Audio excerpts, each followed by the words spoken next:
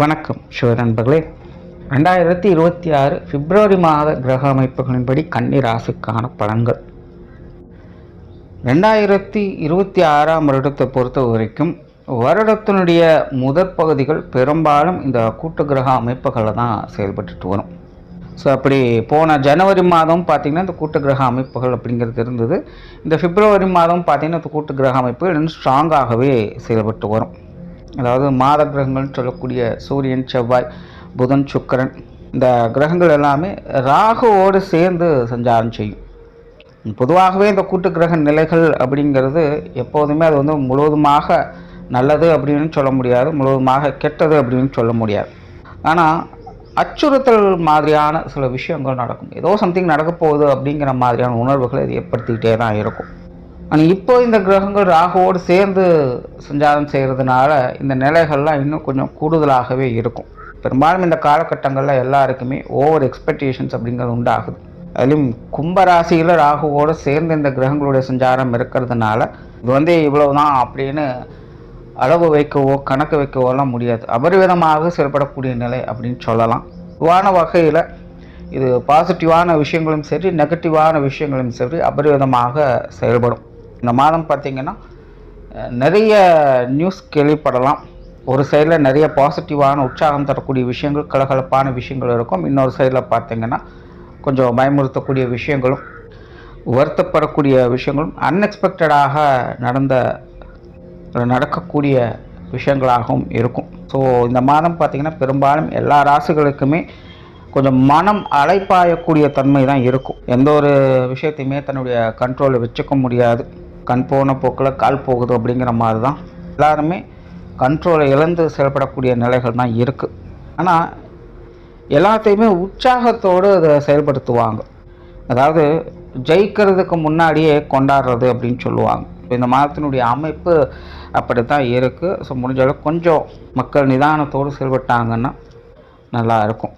இயற்கை நிகழ்வுகள் அப்படின்னு பார்க்கும்போது இந்த மாதம் நிலம் மற்றும் காற்று சம்பந்தப்பட்ட விஷயங்கள் கொஞ்சம் தொந்தரவுகளாக இருக்கும். எங்கேயாவது சூறாவளி காற்றால் பாதிப்புகள், நிலச்சரிவுகள் போன்ற விஷயங்கள் ஏற்படலாம். பொதுவாக இந்த மாதம் காற்று மற்றும் நிலம் சம்பந்தப்பட்ட விஷயங்கள் கொஞ்சம் பாதிப்புகளுக்கு உள்ளாகும். ஸோ இதெல்லாம் இந்த மாதத்தினுடைய பொதுவான விஷயங்கள். இன்னும் உங்களுடைய ராசிக்கு இந்த மாதம் எப்படி இருக்குது அப்படிங்கிறத பார்க்கலாம். கன்னிராசிக்கு இந்த மாதம் உங்களுடைய ராசிநாதன் ராசிக்கு 6ஆம் இடத்துல கூட்டு கிரக அமைப்புகளில் சஞ்சாரம் செய்துட்டு வர்றாங்க. இந்த மாதம் கன்னிராசியை பொறுத்த வரைக்கும் ஒரு விரீத யோகா அமைப்புகளில் செயல்பட்டு வரும். குறிப்பாக பொருளாதாரம் சம்பந்தப்பட்ட விஷயங்களில் கன்னிராசிக்காரங்களுக்கு ஒரு சிறப்பான அமைப்புகள் என்பது உண்டு. இந்த காசு பண்ண விஷயங்களில் வளர்ச்சி பெறக்கூடிய நிலைகள், திடீர் பணவரவுகள் போன்ற விஷயங்கள் கிடைப்பது, கடன் சம்பந்தப்பட்ட விஷயங்கள் இருக்கக்கூடிய சங்கடங்களை தீர்ப்பது, இந்த மாதிரியான விஷயங்கள்லாம் நல்லபடியாக அமையும்.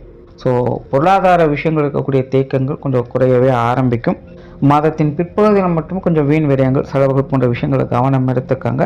பொதுவாக கன்னிராசிக்காரங்க இந்த மாதம் கொஞ்சம் போட்டிவாக இருப்பாங்க. பட் சில விஷயங்களில் கொஞ்சம் ஹைப்பர் ஆக்டிவாக இருக்கிறதுனால தேவையில்லாத அலைச்சல், டென்ஷன்கள் போன்ற விஷயங்கள் இருக்கும். கண்டிப்பாக உடல் அலைச்சல்கள் அப்படிங்கிறது கன்னிராசிக்காரங்களுக்கு தவிர்க்க முடியாததாகவே இருக்கும்.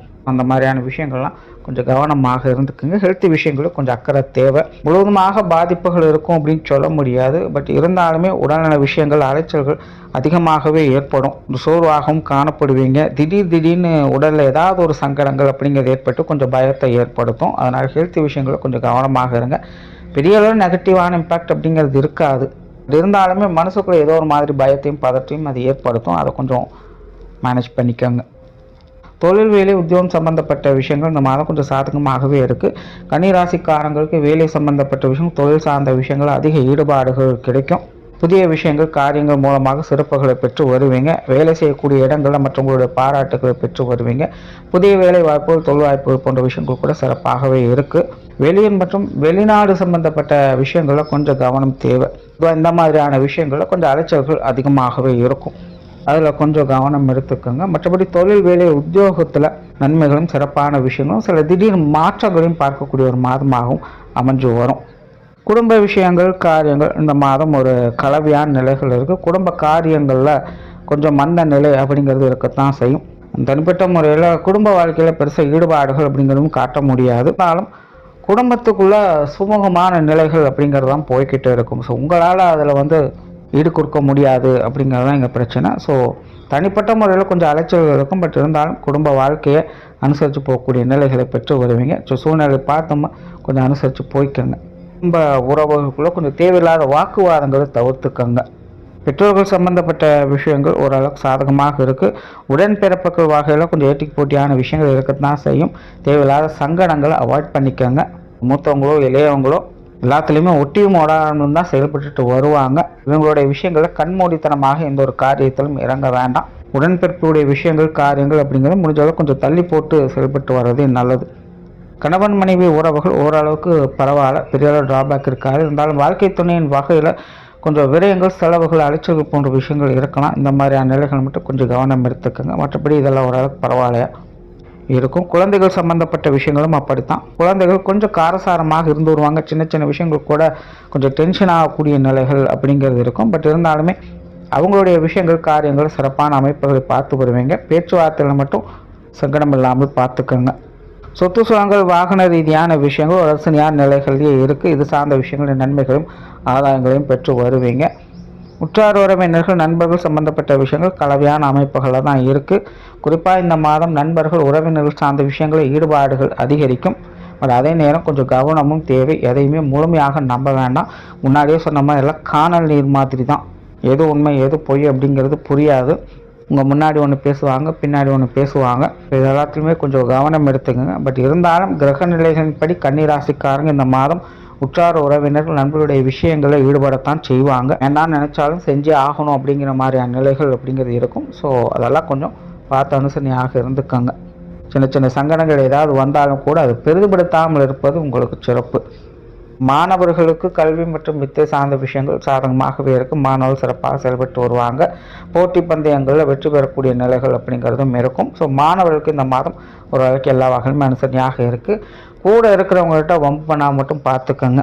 திடீர்னு கொஞ்சம் கோவப்படுவாங்க, அவசரப்படுவாங்க. மாணவர்கள் இந்த விஷயங்களை மட்டும் கொஞ்சம் கவனம் எடுத்துக்கோங்க.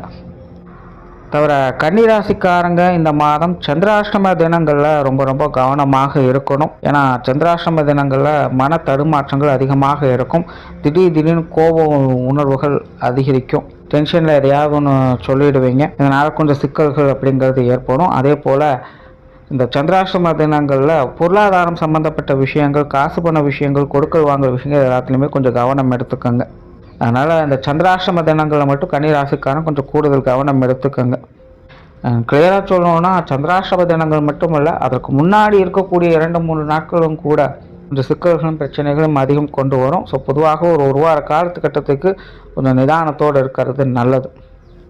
ஓவரால் கன்னிராசியை பொறுத்த வரைக்கும் இந்த மாதம் விபரீத யோகா அமைப்புகளை தான் கிரகங்கள் அனைத்துமே செயல்பட்டுக்கிட்டு இருக்குது. மற்றவங்களோடு வீண் சங்கடங்களை தவிர்த்து வந்தீங்கனாலே இந்த மாதம் சிறப்பான விஷயங்களை எதிர்பார்க்கலாம். நன்றி, வணக்கம், வாழ்க வளமுடன்.